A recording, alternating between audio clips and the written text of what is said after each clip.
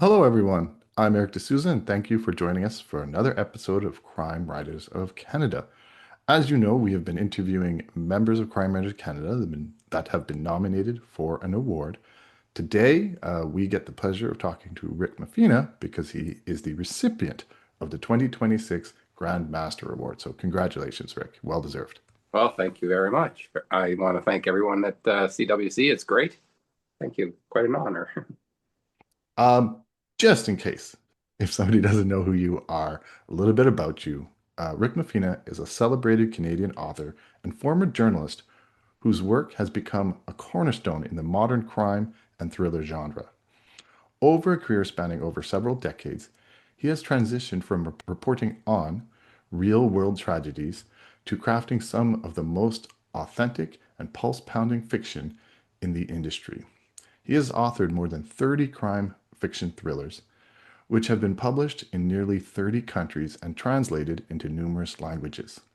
The CWC selected Rick for this year's Grand Master based on his prolific output, professional integrity, and the years of dedicated service to both the organization and the genre. So, once again, congratulations. Thank you. Thank you. If you don't mind, I thought we'd start with the new book, 1 Second Away, and then talk a little bit more about career in general. So, 1 Second Away, I hope you don't mind me saying, but it's a little bit of a departure from the other novels that you've written, let's say, in the last decade. Um, I don't want to say anything, but I can tell you just even from the cover of your other books have been eerie, dark, lonely roads, a lot of lonely roads. This one's got a subway coming straight at us, very bright colors, and it just tells us it's something different. Do you see this as a departure from your last few books? Well, maybe a little bit, yes. It may be sort of a return to I had written some standalones that were global, all-encompassing type thrillers, and then there is the quiet, what I would call quieter, but the more intense, subdued domestic type thriller. Mhm. I think this new one is a mix of both. I would call it a kind of a contemporary techno thriller, domestic thriller, all rolled into one. Um, the usual ordinary people caught up in extraordinary circumstances with an underlying current of reality that this could happen. Yeah, it's I don't want to say too much, but I think this is on Amazon. It's in the blurb. It's a similar theme that you've dealt with before, is the missing child. Yeah. And this has, like you said, the domestic, and we feel the pain of the parents, but the same the technology. Like, how does a child go missing from an airplane? Do you want to talk a little bit about that plot? Well, sure, I don't mind. We know that there is the service throughout major airlines around the world, the unaccompanied adult. You know, they're securely put on the plane by the parent. The airline is supposed to take care of them during the flight, and they're securely met at the other end. They go smoothly. There have been cases. I did the research, of course, a few mistakes along the way, but they tend to be sorted out. So I thought add into the mix of some conspiracies, some complicated plots, and then see what could happen. And that really intrigued me. And of course, you take some dramatic license. But I think if the readers go along for the ride, because we prey upon our worst fears as fiction writers, so I thought I'd throw that into the mix as well. And it seems to be, pretty well received so far. What was well received by me, I listened to the audiobook, and even though it's what 90 chapters, I think I got through it pretty fast. There was no TV watching for a few days. Um, it is very fast paced, but still, as you said, I would say it's your sort of your signature multifaceted, in-depth character development, especially in Jesse. How do you feel like as a craft? How do you balance the two of backstory, a little bit of a love story, at the same time, a lot of friction? I think that's a difficult task. I think for a lot of authors. Well, speaking for myself, of course, I think it's a difficult task because it's such a marriage of character and plot. I think they're both important, or situation, call it whatever you like. But I think you have to have someone you care about. The reader has to have someone they care about in an extraordinary circumstance. So I think if they're they're presented as someone realistic, someone who you can relate to, someone who's facing everyday life decisions and challenges, and then throw into the mix something building, something growing in intensity. And I think that's a balance that I try to watch along the way, and things start to sort of bloom themselves as I'm planning the story.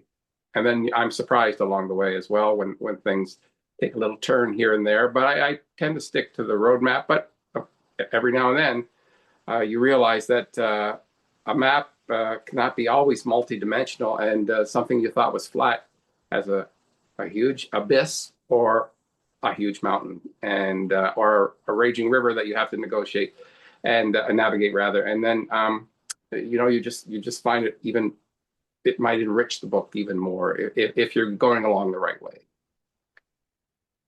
You mentioned maps a little bit. Most of your stories are typically set in the US. I'm working on a workshop talking about writing stories in Canada, and in this story, you do visit Canada. Some of it takes place in Ontario. What are your thoughts about setting your book in Canada? I try to work in Canada as much as I can. I think when it lends itself to the story, and there aren't any real reasons not to, I'm very comfortable doing that. I have tried to do it throughout most of my books to one degree or another, and I think because the world has changed so much, and so many other Canadian thriller writers have used Canada exclusively or to a large extent, I think it's fine. I think back in the day, I was told, I wasn't ordered to, but I was told that when I was trying to be published, that I was my goal to reach the largest market. And that was the reason I set my books, because the first book originally, or some people know this from way back, was set solely in Canada. And I was halfway through, gripped by doubt at the time, and I managed to get it to a New York editor for comment, just comment. And the advice was keep going, but it was hard enough for an unknown US author to get published. It might be even more difficult. We're going back almost 30 years for an unknown Canadian author with a story set in Canada. So if you wanted to reach the largest market, reconsider. And I did, and I got published. But later on, I tried to move the story to Canada as much as I can. So yes, this one I think has some Canadian players in it, and I hope to have more cross-border stories and international if I can too. I love that. So You've had a few journalists in your stories, Tom Reed and Jack Gannon. I was happy to see Vaughn, a new journalist in this story. What do you think, or why do you think journalists make good characters? well, for me, they're the sort of a consummate investigator. They're unlimited in what the questions they can ask. They're unlimited in their jurisdiction. They can go anywhere. They can talk to anybody. I mean, realistically, when I was a crime reporter, and I had many sources who were in law enforcement, they would tease me about that very thing. They said, I can't just jump on a plane and go somewhere as a detective. I've got to get permission. I've got to have reason. I've got to make sure you as a journalist can, and realistically and hypothetically, just go on a plane, chase a story anywhere. You can phone up anyone and ask them anything.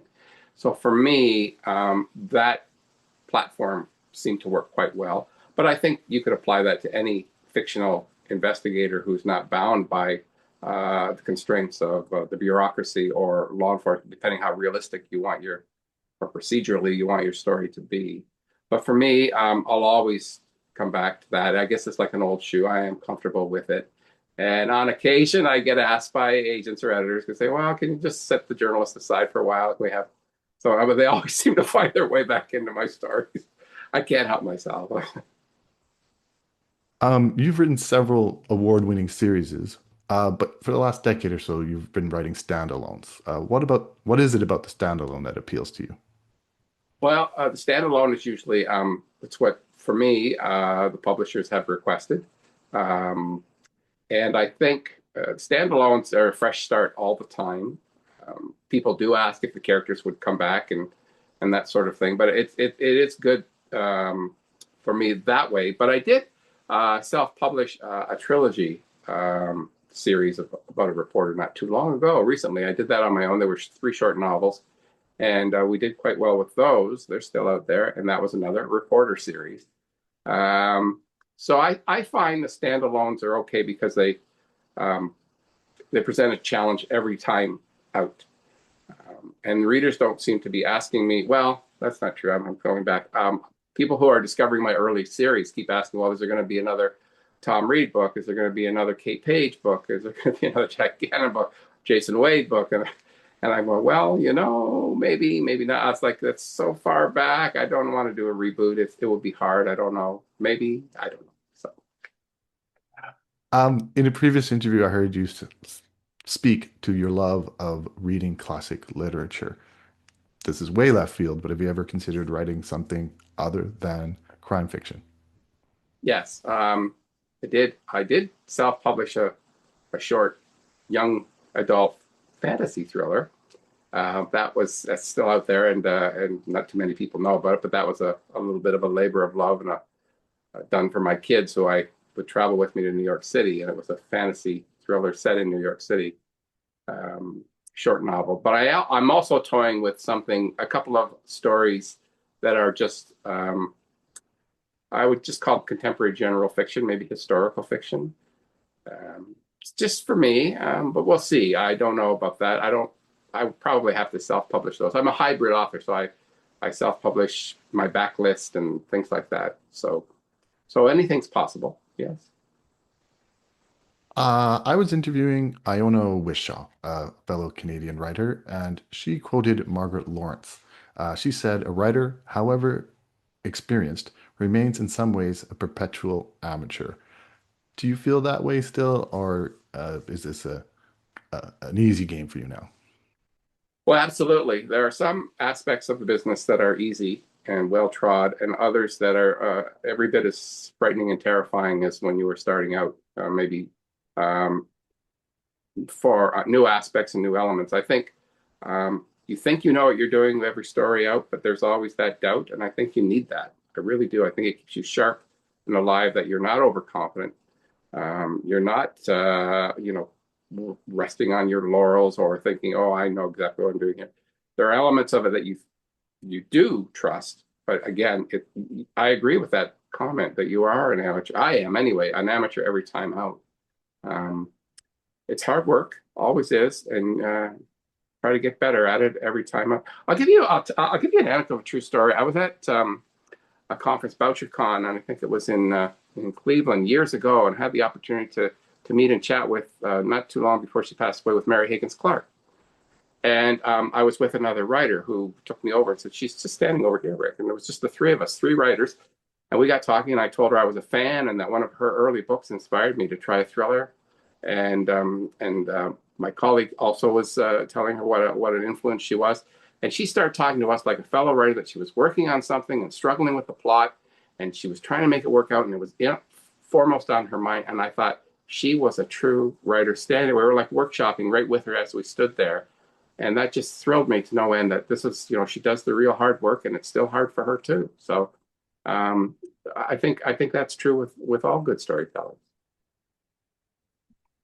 Excellent. I always like to ask people, what are they working on now? You've mentioned a few sort of irons, but I think you're probably working on another crime fiction. Yeah, we've just submitted a completed draft for a book that I hope will be published next year, a standalone thriller. I won't go too much into it, but that's out there, and that's in the process, as it were. And I also finished the draft of another, I would call it noirish standalone thriller set in 1993. It's an older story that was crying to me to be told. The idea was rejected by a publisher some 25 years ago, but that story never died. And I made some adjustments and changes, and the characters just kept calling me. They were haunting me. And so I finally finished that one and hope to bring that out in September, October. And I'm also now planning another novel, just sort of in the preliminary stages of looking at a summary outline for another one that might come out in 28. So pretty busy. You're a machine, and you're going to run out of space on your wall soon. So Thank you so much for taking the time chatting us today. And once again, congratulations on the Grandmaster. Well, thank you. It was a pleasure. I really appreciate this. Thank you. And thank you to everyone. Thank you.